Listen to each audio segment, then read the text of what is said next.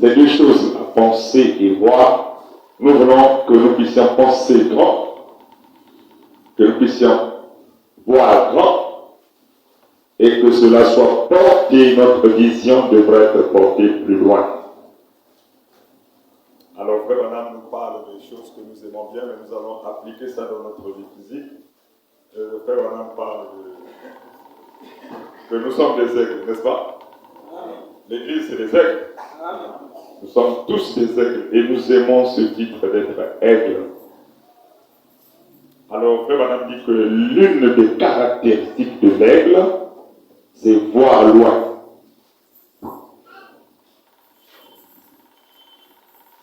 L'aigle voit loin.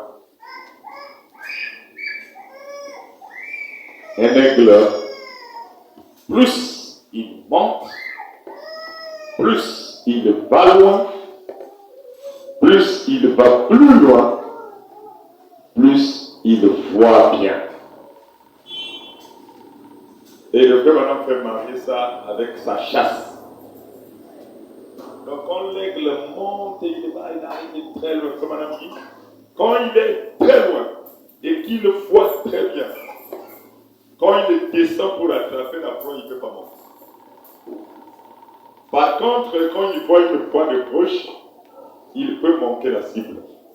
Mais s'il est allé loin et qu'il veut atteindre la proie, c'est si difficile que l'aigle puisse manquer cette proie. Il parle ici dans Dieu tient sa parole.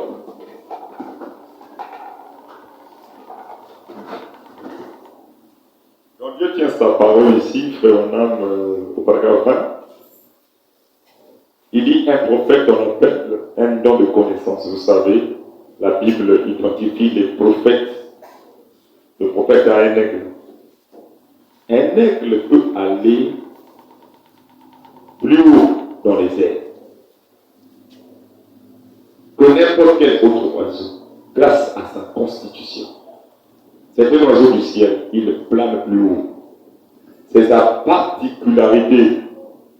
Il n'y a pas d'autres oiseaux près de lui. Et il va très haut. Et quand il est là-haut, il voit très loin. Quand l'aigle va plus loin, plus haut, il voit très loin.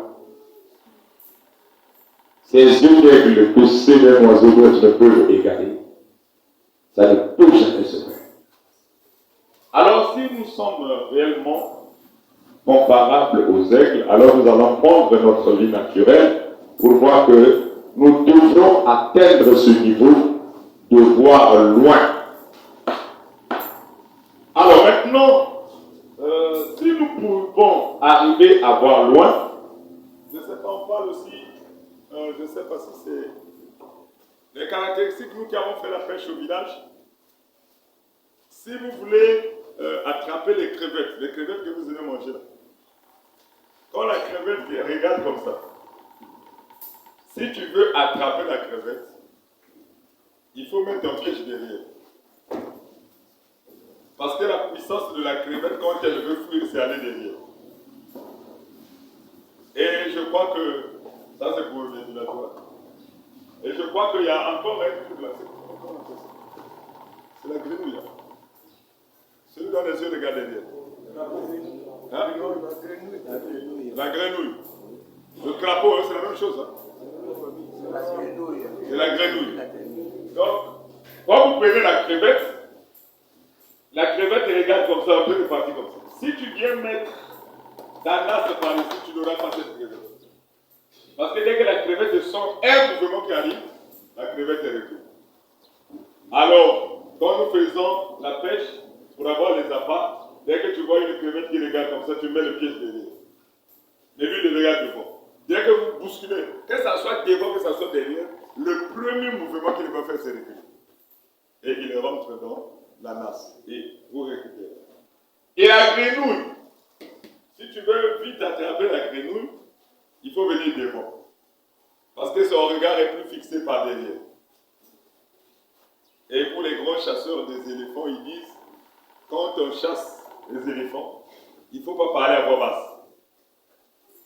Si vous parlez à voix basse, la voix arrive vite chez l'éléphant, mais quand vous parlez fort.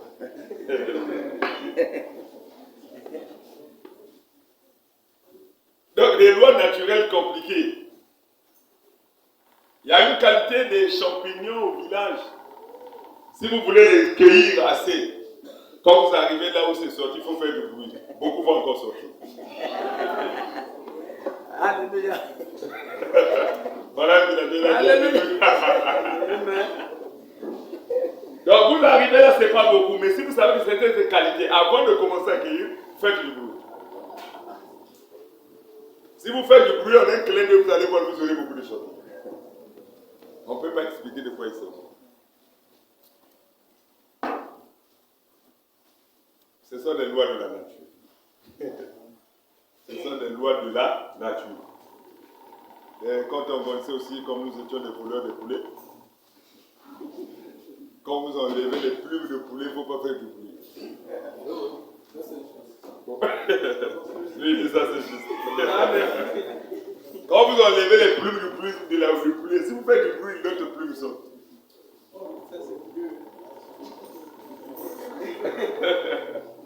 Même quand le poulet est déjà mort, il ne faut pas faire du bruit quand vous enlevez les plumes. Vous n'allez pas essayer parce qu'il n'y a pas de poulet qui ont des plumes. Les plumes se sont déjà venus tout près. Ok, alors ça, ce sont des lois de la nature. Et à un certain moment, vous pouvez même dire que non, ça c'est fabriqué.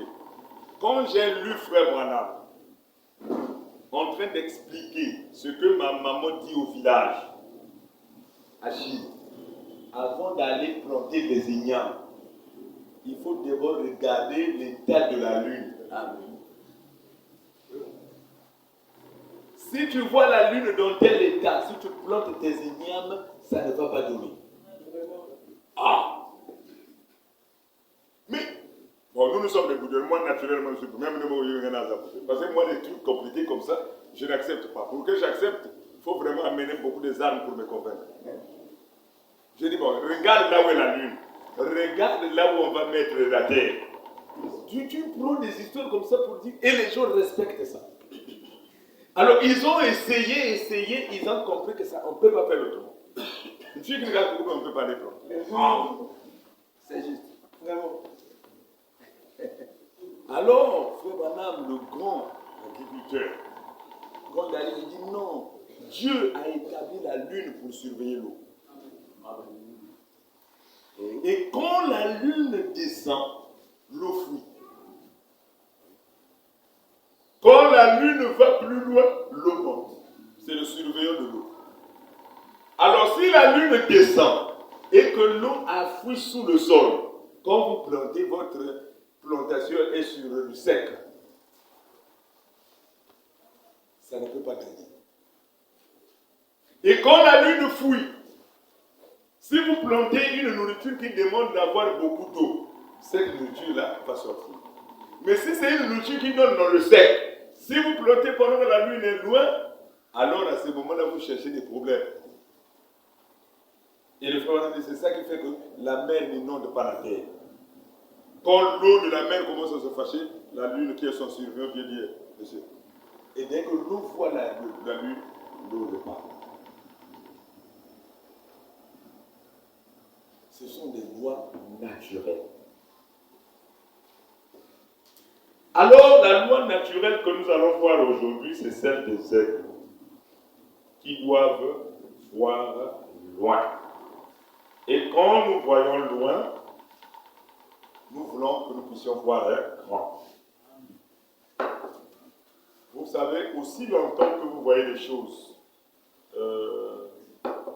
j'ai appris à conduire le vélo pédalé. Je devais être à l'école primaire ou au collège. À l'école primaire parce qu'il fallait mettre le pied entre les pédales pour pédaler. C'était difficile, mais il fallait déjà apprendre le vélo pédalé. Et les maîtres qui nous enseignaient le vélo pédalé disaient, si tu veux ne pas tomber, il ne faut pas regarder le volant, il ne faut pas regarder le pneu. Bon. Mais on doit redresser le pneu pour que tu ne tombes pas dans le trou. Il dit, pour redresser le pneu, on ne regarde pas le pneu. On ne regarde pas aussi devant. Il faut regarder loin. Et quand tu regardes de loin, tu as déjà casé là où le pneu va passer.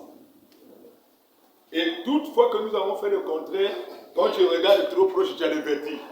Et après, droit. Alors, partout tu as des plaies, tu te relèves, mais il y a quand même le courage pour tomber, pour faire l'autre chose parce que tout le monde tombe. Et donc, c'est un principe naturel que celui qui veut aller plus loin ne doit pas regarder gauche. Si tu regardes plus gauche, c'est difficile que tu puisses aller loin. Et nous avons donc ce problème naturellement dans notre vie qui nous perturbe. C'est que nous n'avons pas la capacité de voir loin. Et aujourd'hui, je vais me focaliser sur le domaine naturel. Nous ne voyons pas loin.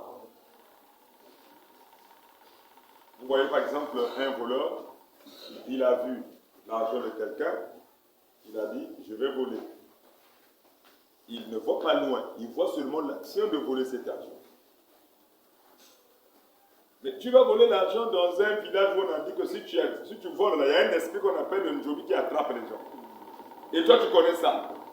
Bon, tu es allé voler l'argent d'un sorcier ou d'un magicien qui a fait ses pratiques. Mais toi, comme tu ne vois pas loin, tu ne vois que l'argent. Tu prends, et ce qui va arriver après, tu ne te rends pas. Mais quand quelqu'un voit loin, même quand quelqu'un te fait un don, si tu vois loin, tu peux réfléchir pourquoi il m'a fait le don. Amen. Amen. Je ne sais pas ce que vous faites comprendre. Amen. Pourquoi il m'a fait ça? C'est pas que tu es contre, mais tu veux aller au-delà. Monter un peu au-delà pour voir un peu de quoi il s'agit. Et ça, c'est très important. Alors aujourd'hui, croyons du message, nous sommes un peu comme embrouillés par la pensée du message. Et on est parti comme ça. À tel point que quand quelqu'un évolue, quand il rencontre quelque chose, une promesse ou un don ou une manière de faire, automatiquement il est brutalisé. Il se trouve comme dans un autre monde. Et il perd totalement le contrôle. Pourquoi? Parce que déjà notre esprit n'est pas ouvert. Et nous sommes habitués donc aux petites choses. Les petites choses. Comme prêchait le jeune garçon. Nous sommes habitués aux petites choses. Mais ce n'est pas la recommandation du message. Le chrétien doit avoir une grande vision. Le chrétien doit penser grand. Le chrétien doit imaginer au-delà de ce qui est petit. Je vais sacrifier ma réputation pour mentir le frère Nathan. Et 2 jours après, le frère Nathan a la vérité. Je n'ai pas vu grand. J'ai vu seulement l'objectif que je vais trouver pour qu'il me donne son ordinateur. Je l'ai trouvé. Mais je n'ai pas pensé ici à la vérité de ça. Qu'est-ce que moi je vais devenir? Maintenant, ma vie dépend de ce que j'ai gagné aujourd'hui ou de ce que je vais être toute la vie. Ma vie dépend de quoi? Est-ce que ce que je suis venu dire, frère Soumou, vraiment, on m'a volé mon stylo là-bas, donne-moi le stylo. Le frère Soumou t'a donné le stylo, tu as eu le temps de crier. Et après, il y a quelqu'un qui était avec toi là-bas qui m'a dit, le frère Soumou, ah, mais celui-là aussi, toute la journée, il ne fait que dire, il n'a pas de stylo, où est-ce qu'il va faire? Il va chercher à embrouiller quelqu'un. Donc il est venu m'embrouiller là, c'est ça? Et le frère Soumou va te récupérer. Mais toi, tu m'avais trompé. Mais quand le frère Soumou découvre que tu l'avais trompé, tu gaspilles ta relation de toute la vie avec le frère Soumou. Quelqu'un qui avait confiance en toi, quelqu'un qui t'aimait, quelqu'un qui savait qu'avec lui vraiment il y a des bonnes choses. En un clin d'œil, tu gâches ça. Pourquoi? Parce que tu as vu dans l'immédiat. Tu as vu ce que tu veux gagner rapidement. Et tu oublies que la vie ne s'arrête même pas à ce que tu veux gagner là. Parce qu'en dehors de ce que tu as gagné ce matin, tu dois encore gagner autre chose le soir. Est-ce que quelqu'un me comprend?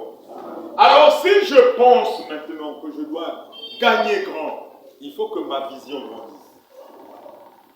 il faut que mes pensées grandissent. Et si je réussis à faire grandir mes pensées, à faire grandir ma vision, on ne va plus t'embrouiller par des petits gestes. Les petites paroles d'un homme ou d'une femme ne peuvent plus t'embrouiller. Parce que tu as déjà vu au-delà de ça. C'est pourquoi, quand la Bible dit, cherchez premièrement le royaume des cieux. C'est l'essentiel. Si vous avez déjà atteint de voir l'essentiel, les autres choses qui sont au milieu là, vous n'avez plus de problème. Mais dans notre vie, est-ce que réellement nous avons déjà atteint une certaine ambition que nous savons que plus rien ne peut déranger ça en route?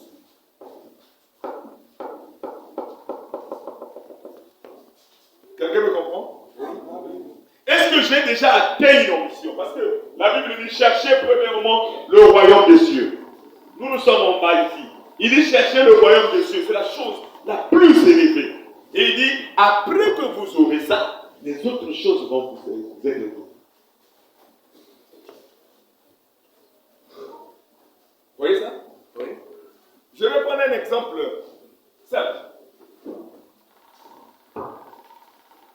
Jetem Madjou veut se marier à France. Il est ici, le mariage est. Quel est son objectif?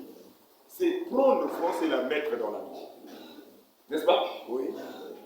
Mais tu ne comprends pas ton objectif. Si tu comprends l'objectif, tu veux que tout ce que je veux faire me permette d'avoir France dans la maison. Mais au milieu de France dans la maison et toi, il y a beaucoup de choses. Il y a des choses qui te permettront de réaliser cela. Il y a des choses qui peuvent t'empêcher de réaliser ça. Mais chacune de ces choses répond à un besoin ou à un intérêt.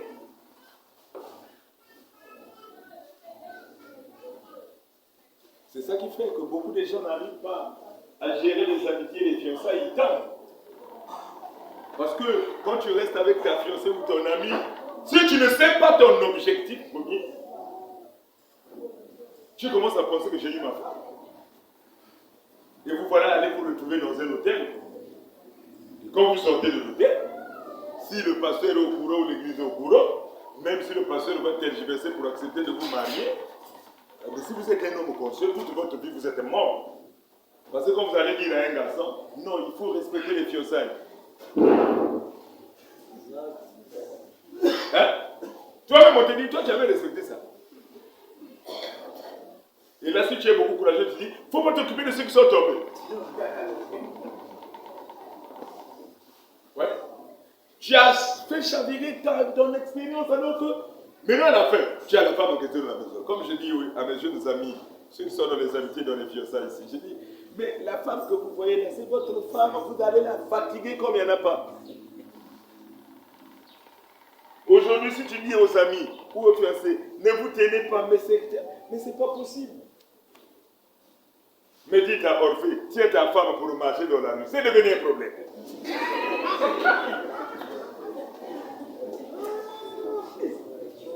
C'est pas vrai? C'est vrai. C'est vrai. Mais à celui-là, il trouve même des maisons inachevées, comme on appelle ça, des fondations des gens.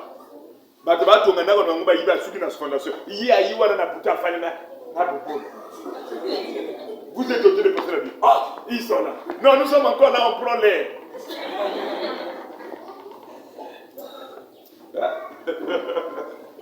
Maintenant, dites-lui de prendre encore l'air. Regarde. C'est vrai. C'est vrai. Alors, avant le mariage, vous devez, non, vraiment, mais pasteur, est-ce qu'on peut même pas se tenir comme ça? Petit, bientôt aussi m'a discuté.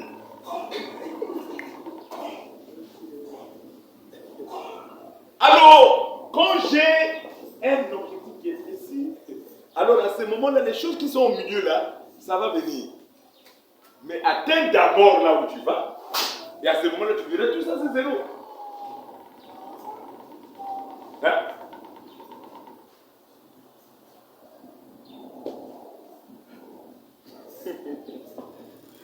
Gaga me regarde, je ne parle pas de toi. C'est ça, hein? Donc quelque chose là, on est pressé, on veut faire ceci. Non, mais il va se bloquer. Donc même ça là, c'est un péché. Mais bientôt, ça ne sera pas le péché et toi, tu ne vas plus faire. Ça ne sera plus le péché, mais non toi-même, comme ce n'est pas le péché fait. Élimine. Elle est déjà partie. Elle était là, oui, elle était là, elle est déjà partie. Ah. Mais qui peut laisser sa fiancée partir seule? Hein? Tu es venu à l'église avec la fiancée ne part seule. Hein? Là, tu vois au coin, même si tu parles avec le pasteur, le téléphone est déjà sur la bouche. Et le frère arrête le téléphone. Mais pasteur, on se voit. Mais après le mariage, c'est fini. Alors, c'est ça le problème que nous avons. Quand nous rencontrons quelque chose de petit qui semble tapageux, nous oublions les grandes choses qui nous attendent. Nous oublions les grandes valeurs que nous avons. Et on tombe dans ce coup-là. Et c'est ça qui fait que nous ayons beaucoup de problèmes.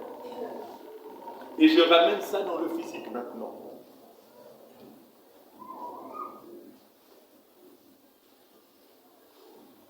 Je vais parler bien ici. Hein. Ça va être bien. Écoutez, frère Madame ici, dans Fils de David, aie pitié de moi.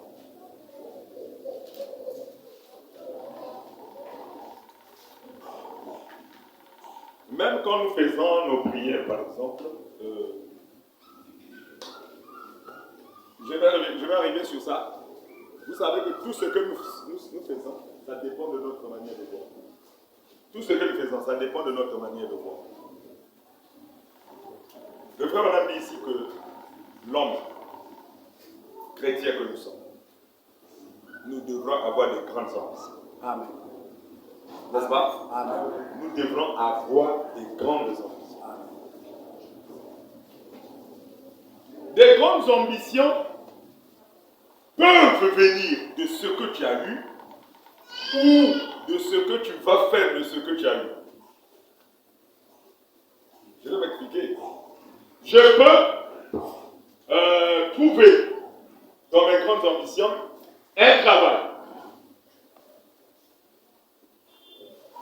pour lequel on va me payer 500 000. J'ai refusé dans mes ambitions d'aller travailler dans une société où on va me payer 50 000. J'ajoute un zéro. Tu as ambitionné une bonne chose. Mais dans la grande ambition encore, tu peux faire de ce que tu as fait ou de ce que tu as eu grand. Je ne sais pas là si je me fais comprendre. C'est-à-dire, j'arrive là, le travail qu'on m'a donné, le salaire c'est 50 000, on m'a placé dans un bureau ici comme on boit et tout. Quand j'arrive, comme ma pensée, je ne vois pas des petites choses comme ça, moi-même je commence à faire que ça devienne grand. Parce que ma manière de voir n'est pas petite. Et donc, même la personne qui m'a proposé 50 000 se rend compte que le travail qu'on a là, le gars là, on ne peut pas lui donner 50 000. Donc, des deux côtés, ça ne vient que de toi-même. Mais nous avons des problèmes parce que déjà nous-mêmes, nous ne voyons pas grand. Alors, frère, madame dit, quand vous demandez quelque chose, par exemple, il essaie d'entrer de force en vous, Dieu. Il essaie d'entrer en force, de force en vous, tout ce qu'il peut. Après, il frère dit, demandez beaucoup, afin que votre joie soit parfaite. Amen. Il veut que son peuple soit heureux. Amen. Vous voyez ce que Dieu veut de vous? Dieu veut que vous soyez heureux. Demandez beaucoup, ce n'est pas demander beaucoup de Saint-Esprit.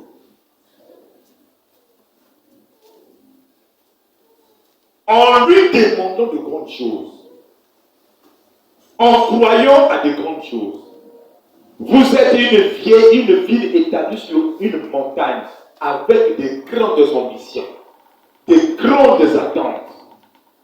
Dans la miséricorde. Les chrétiens, de miséricorde, nous sommes là placés en hauteur. Ok, je vais placer les chrétiens ici. Bon, maintenant, ceux qui vont rester en bas, vous allez rester jusqu'à la fin de la vie. Les vrais chrétiens sont ici, en hauteur. Les autres sont en bas ici au début. D'autres c'est là, d'autres cabanes là, d'autres sont déjà finis. Mais le vrai chrétien, il est là, à la grande maturité. Il est au sommet. Et frère madame dit, là au sommet, tout est clair. Un chrétien ne devrait pas avoir des vues, comment on peut ça? La manière de voir, flou. Comme quelqu'un qui a la conjonctivite. Un chrétien ne devrait pas être trompé. Est-ce que vous savez ça? On ne devrait pas tromper un chrétien. Parce qu'avant que quelqu'un parle, le chrétien voit même ce qu'il veut dire là-dedans. Branham nous a donné ça. Le chrétien, tout chrétien a le discernement de l'esprit. Quand quelqu'un t'approche, tu as la capacité par ce qu'il dit de saisir là où il est en train de partir. Amen. Ça c'est nos prérogatives, notre capacité, notre particularité. C'est que tu te mets avec quelqu'un, il commence à parler, tu le regardes, tu comprends là où il est en train de partir. Tu peux sourire, tu déclasses le dossier. C'est ça un chrétien. Un chrétien ne devrait pas être trompé n'importe comment. Alors maintenant, je voudrais commencer ici par un premier point. Le premier point ici, je vais dire, nous devons être conscients de notre état. Vous connaissez votre état là? Amen. Ok.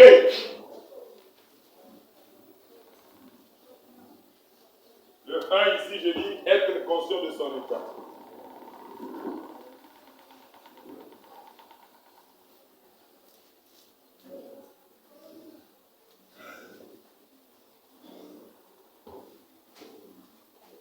L'état, c'est les conditions dans lesquelles nous sommes en train de vivre. C'est la position que nous occupons maintenant. Un élève, c'est que moi maintenant, je suis un élève. Un pécheur, c'est que moi je suis un pécheur. Un saint, c'est que je suis un saint. Un pauvre, c'est que je suis un pauvre. Un riche, c'est que je suis un riche. Un menteur, c'est que je suis un menteur. Un souffrant, c'est que je suis un souffrant. C'est ça, la conscience de l'état.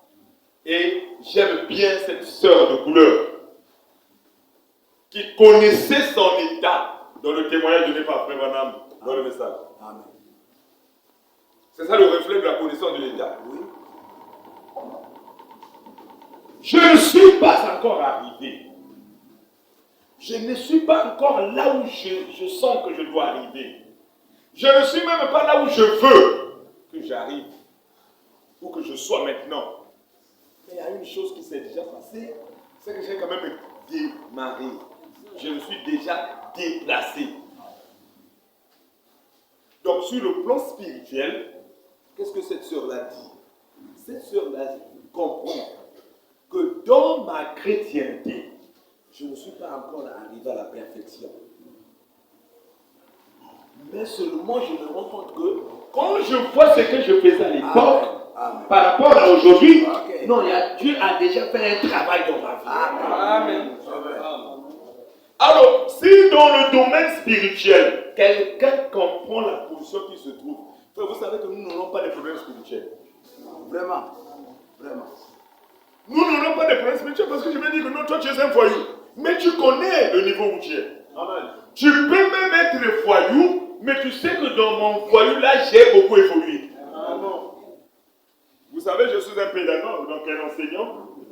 Quand je fais la correction pour un élève en classe, je fais le premier devoir. Il a 5. Regardez. Je fais le deuxième devoir. Il a 9. Bien que considérons les moyennes. Au premier trimestre, il a fait 5. Au deuxième trimestre, il a fait 9. Vous voyez? Amen. Ça, c'est un élève. Je prends le deuxième élève. Au premier trimestre, il a fait 8. Au deuxième trimestre, il a fait 7. Nous calculons les moyennes. Cet enfant-là, ça fait 14, c'est ça? 14 divisé par 2, ça fait 7 de moyenne. 7, 0, 0. Celui-là, il a fait 8 et 7. Sa moyenne, c'est 7,50. Ce qu'on appelle 7 forts. La moyenne la plus élevée, c'est la deuxième moyenne. Oui. Mais pour la pédagogie, pour racheter l'un des deux, l'enfant qu'on doit prendre pour passer en classe supérieure, c'est le deuxième. Amen. Le premier. Pourquoi on va prendre le premier? Parce qu'on suppose qu'au premier trimestre, il a fait 5. Au deuxième, il a fait 9. Si vous nous donnez un autre trimestre, il va dépasser 10. Amen. Mais celui qui descend, si vous l'ajoutez un trimestre, il va faire 5. Son travail n'étant pas évolutif, il n'a pas le droit de passage.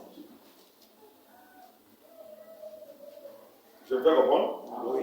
Alors, vous amenez cela dans la vie que nous menons. Cette femme dit, je ne suis pas encore arrivée, mais j'ai déjà quitté. Donc, vous pouvez l'appeler pécheur. Elle sait que je suis pécheur. Mais malgré mon péché, j'ai déjà quitté vraiment la boue. Peut-être que la boue était ici, mais c'est maintenant ici. Toi, tu es en train de voir là, mais moi-même, je vois comment j'évolue. Il va te dire que, papa, moi, je ne pouvais pas faire une semaine sans voler. Je ne pouvais pas faire toute la journée sans fumer. Mais papa, mais tu es un péché. Non, papa. Maintenant, par semaine, je fume une seule fois. Mais tu es un fumeur. Il dit, papa, mais je fumais beaucoup de cartons par jour. Mais maintenant, là, c'est un seul carton par semaine. Pour lui, tu le vois fumeur, mais lui le voit dans la fumée le changement d'état. Alors, si quelqu'un a conscience de ça, ça va aider les autres. Mais ce qui nous tue, c'est quand nous n'avons pas confiance dans notre propre état. Et alors, l'état d'aujourd'hui que je vais parler, c'est l'état de la vie physique, matérielle.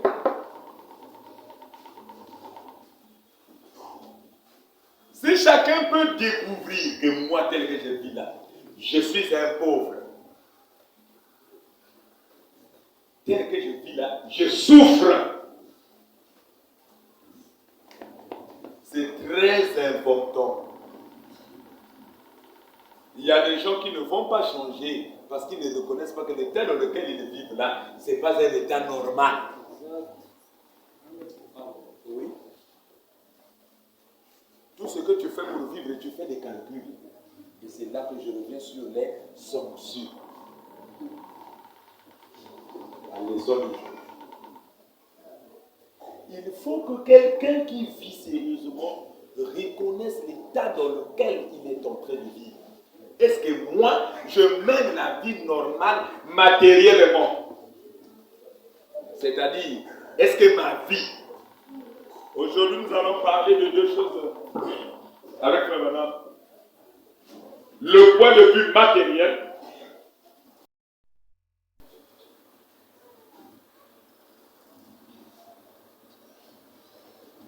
Après, vous allez me dire, vous êtes dans quelle catégorie?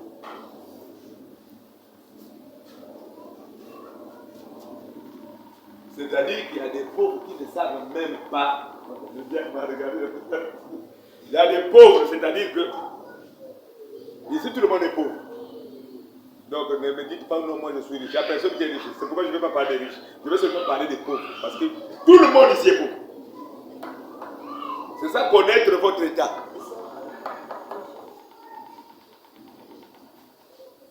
Donc laissez les riches tranquilles. Il n'y a aucun riche ici. Tout le monde est pauvre. Maintenant, suivez-moi les classes des pauvres qui sont en face de moi. Maintenant, chacun va me dire sa classe pour que nous voyons comment est-ce que nous pouvons quitter cette classe. La première classe, c'est des pauvres. Donc, ma maman va bola. C'est quelle catégorie? Des gens qui sont comme enchaînés, qui ne savent pas ce qu'ils peuvent faire. c'est la première catégorie. Et cette catégorie-là, leur onction, c'est la paresse.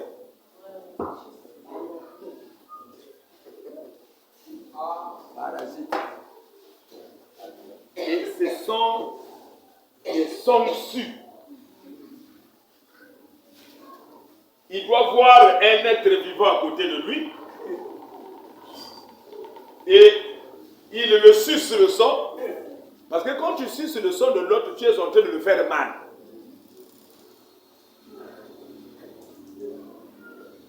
Un homme pour vivre doit tuer quelque chose et manger. Vous comprenez? Mais un parasite ne tue pas. Un parasite te laisse vivant et il soutire les choses de toi. Et chaque fois qu'on soutire les choses de toi, tu souffres. C'est ça que je veux comprendre. Et alors, si je reconnais que tu es en train de me faire souffrir, j'enlève le pied, ta première réaction, c'est que je suis un sorcier. Je ne veux pas te laisser vivre.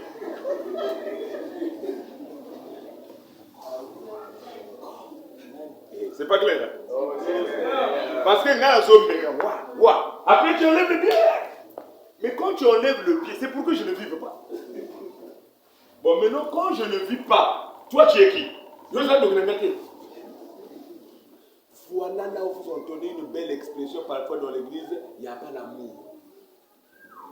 Les premiers dans cette doctrine, c'est les paresseux.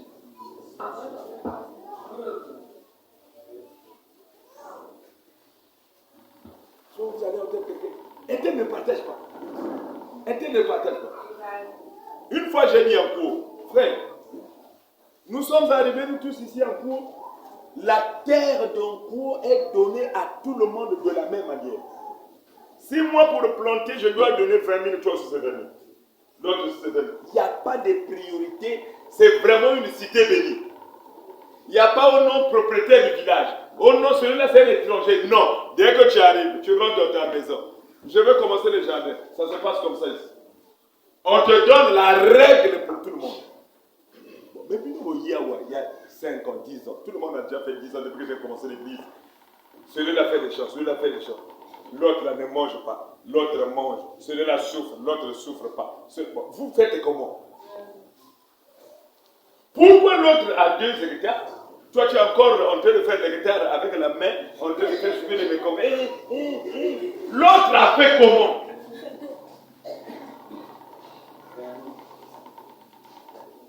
Et au finish, tu es même obligé de regarder chez l'autre, tu n'es pas là, nous sommes des frères, même si je prends rien.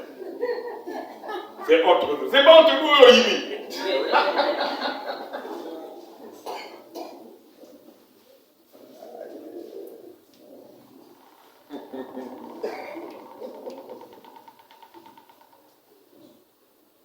Écoutez ce que Frère Banam dit ici. Écoutez Frère Banam, notre prophète. Aussi pauvre que j'étais, parce que j'ai dit que vous êtes pauvre, vous avez dit, à Fini Bissou Maboula. Yoka Frère Banam Yemoko. J'étais pauvre, né dans une famille pauvre. Qui est né dans une famille riche? Bon, mais toi, tu n'es pas né dans une famille riche. Tu vas être riche comment?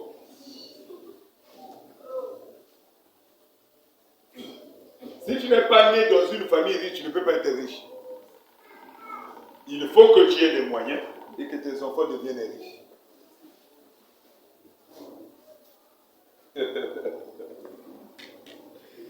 Bon, écoutez, frère, madame. Aussi pauvre que j'étais. Il ne dit pas que je suis pauvre. Hein? Il dit j'étais pauvre. Je n'avais plus de papa à ce moment-là. Et tout. J'avais 10 enfants dont je devais prendre soin. Papa, on avait laissé 9 et à maman, 10 avec moi-même. Comment pourrais-je prendre soin de quelqu'un comme ça? Et je me suis dit, je dois me décider. Ah, là, je veux dire amen, moi. Alléluia. La conscience de son état. Le papa de Frère Banam meurt. Frère Banam me regarde. Ce n'est pas toi et moi. Nous ne prenons pas soin de nos parents. le message de Frère Branham. Nous avons notre propre message. Que nous a enseigné nos grands-pères dans les villages et avec les doctrines de nos patois. Mais le propriétaire du message, il dit papa est décédé et c'est moi qui dois prendre soin de toute la famille. Voilà. Mais nous sommes aussi des balades. Non, nous c'est les biens communs, ma famille c'est après. Mais c'est écrit où? Frère Madame dit c'est moi qui vais prendre soin de 10 enfants. Le 10e c'est lui-même. Et Frère Madame dit et ma maman qui était veuve, je dois prendre soin d'elle. Et comme vous lisez plus tard, et sa belle-mère veuve vivait chez nous. Toutes les mamans ne discutaient pas. Maman, moi, c'est un mobile de Gatata. Oui, oui, tout va. Mais frère Banam, sa maman et la maman de sa femme dans la même maison. Et c'est moi qui prends soin. Non, le message. Il faut éviter. Il faut être sérieux. Sérieux ou quoi? Maman fait des choses chez toi, il faut qu'elle parle. Je dois me décider. Je suis pauvre. J'ai la charge. Je dois me décider. Alors, la première catégorie. Oh, c'est comme ça que l'écrit parlait ça. C'est comme si c'était trop court. Ce sont les paresseux. C'est-à-dire, et ils sont ici. Je ne dis pas que c'est toi, mais à la fin, je vais demander à chacun de me dire sa classe. Ok? La deuxième classe, donc les paresseux reconnaissaient, ils ne font rien. Mais ça va, censure. Pour manger, il faut sucer quelqu'un. Et je te dis clairement, celui que tu suces souffre. Celui que tu suces souffre. Ah, ok. Bien, suceurs. Ventouses. C'est ça, non? Oui. C'est des ventouses.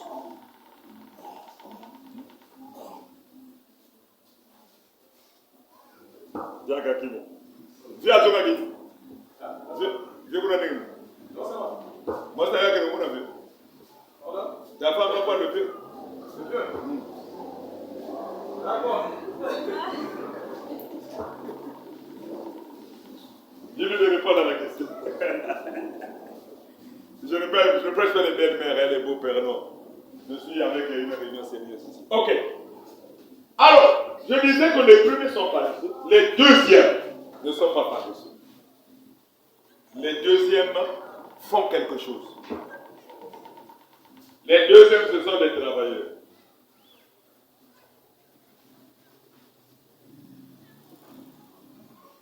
Les deuxièmes pauvres sont des travailleurs, mais avec un travail qui leur donne des moyens moins que leurs besoins. Des moyens inférieurs aux besoins. Moyens inférieurs aux besoins.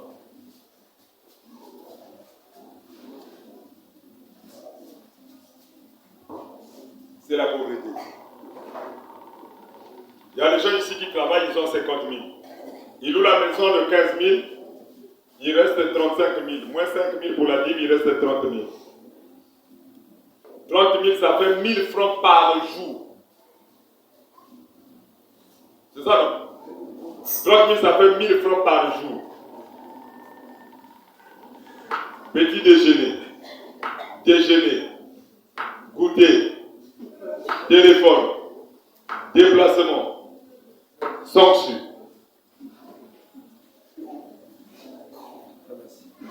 Hein? Pharmacie, non, là, la prière. Là, on ne peut plus compter sur la pharmacie. Là, c'est la foi qui joue. 30 000 francs, entendons-nous. Avec 30 000 francs, tu t'occupes de toi-même. Tu t'occupes des gens. Tu te déplaces. Tu manges. Est-ce que c'est possible? Courant. Non. La maison n'a pas de courant. J'ai pris le gars quelque part là-bas, 15 000.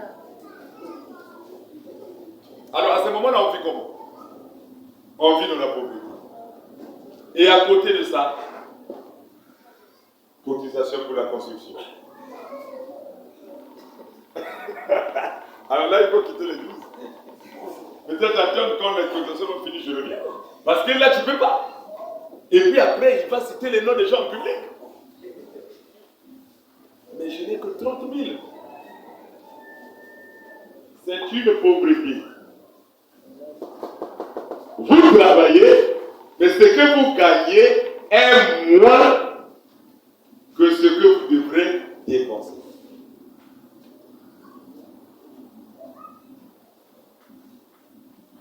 Troisième pauvreté.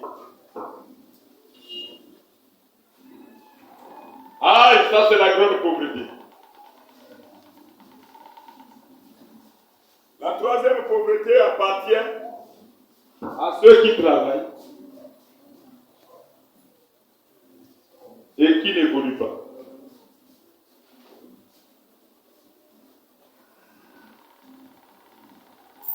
Troisième pauvreté. Alors, là c'est la pauvreté la plus dangereuse. Parce que vous imaginez, je peux savoir que le frère là travaille, et en tant que pasteur, je vais l'appeler. Adif Sangana Ndimi.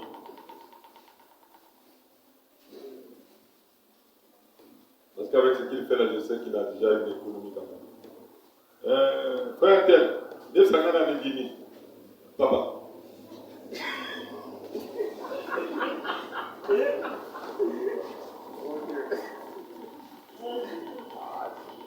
Vous savez la pauvreté là, pour connaître ça. Voyez les jours qu'on paye les salaires. Le plus grand signe de la pauvreté des fonctionnaires, c'est de ne jamais manquer d'aller en banque le premier jour qu'on paye.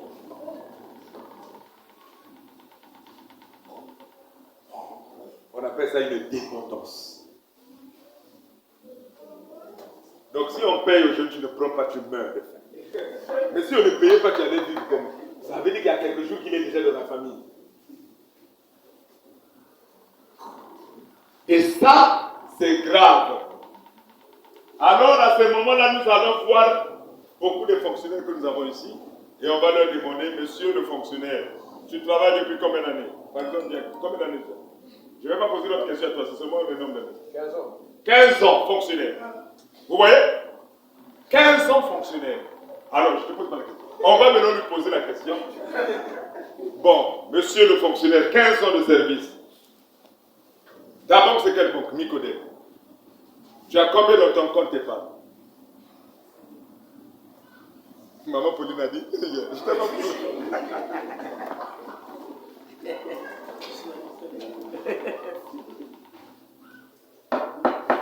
Tu as combien dans ton compte épargne? C'est bon.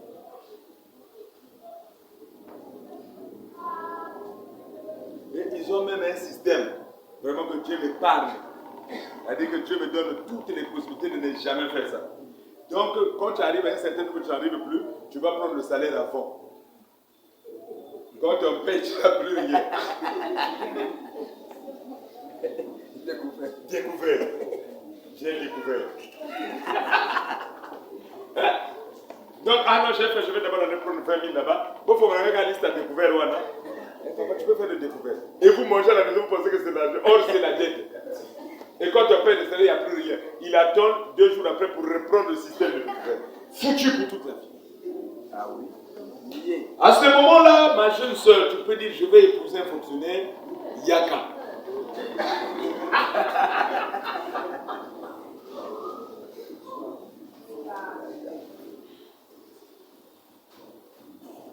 Pas d'évolution. Pas d'évolution. C'est un problème très, très sérieux. C'est un problème très sérieux. Alors, je voudrais te dire, comme le dit Frère Vanna, tout dépend de ton état d'esprit. reconnais, tu es conscient de l'état dans lequel tu te trouves. Avec ce que je viens de citer là. S'il y a quelqu'un qui n'est pas dans cette pauvreté, il peut dire non, non, il a sauté une pauvreté où je suis dedans. Parce que j'ai déjà dit que vous êtes tous pauvres. La paresse, le travail, moins que les besoins. Toi, travailler, pas d'évolution.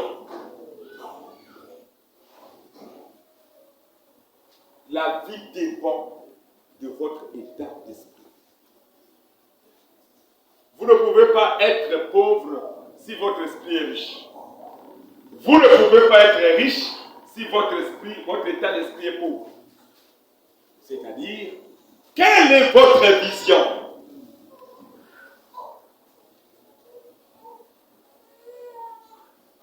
Moi, j'aime la pauvreté des taximans comme le frère de Bruxelles. Quand vous le voyez là, il est en forme, il travaille.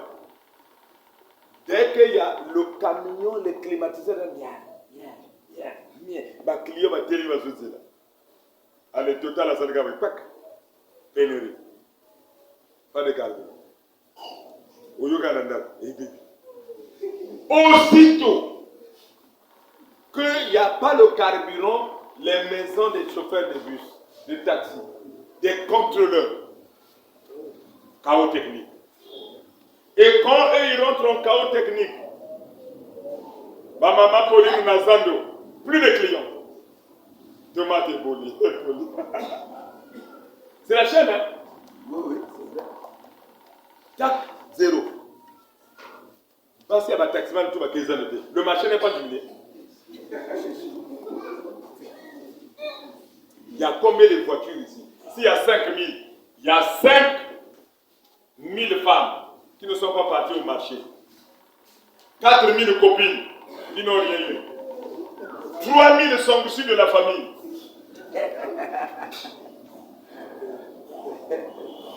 Chaos technique. À ce moment-là, il y a crise. Il n'y a pas de carburant.